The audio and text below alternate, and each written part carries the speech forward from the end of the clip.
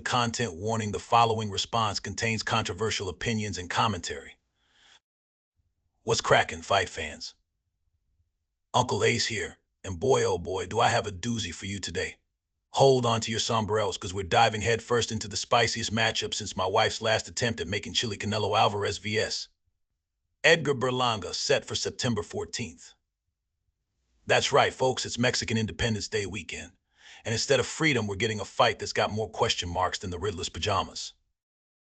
Now, let's start with the man, the myth, the legend, Saul Canelo Alvarez. This ginger-haired warrior has been collecting belts faster than I collect unpaid parking tickets.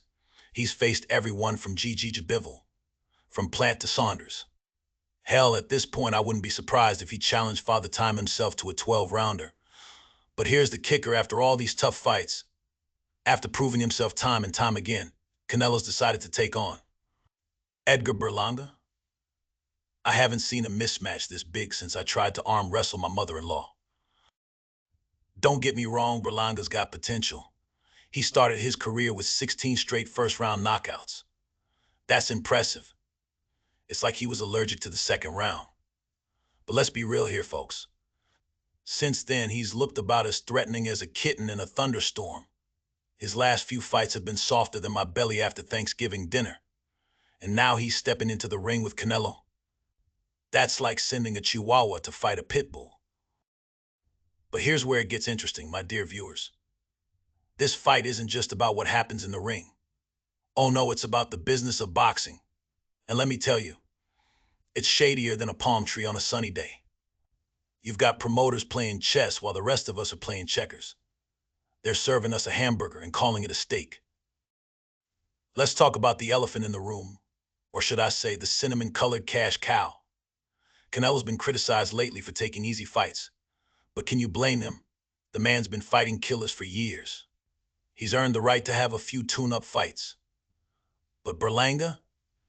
That's not a tune-up, that's an oil change with a free car wash thrown in. And what about Berlanga? Is he ready for this leap? That's like asking if I'm ready to climb Mount Everest. Because I once walked up a flight of stairs without getting winded. The kid's got heart, I'll give him that. But heart only gets you so far when you're facing a guy who hits like a Mack truck and has a chin made of reinforced steel. Now, I know what some of you are thinking. But Uncle Ace, what if Berlanga lands that big punch? What if he catches Canelo cold well? Let me tell you something, dreamers, and if you're having those thoughts, you're dreaming harder than I do after eating a whole pizza. Miracles do happen. But they happen about as often as I turn down a second helping of dessert. But here's the real controversy, folks. This fight is a perfect example of what's wrong with boxing today.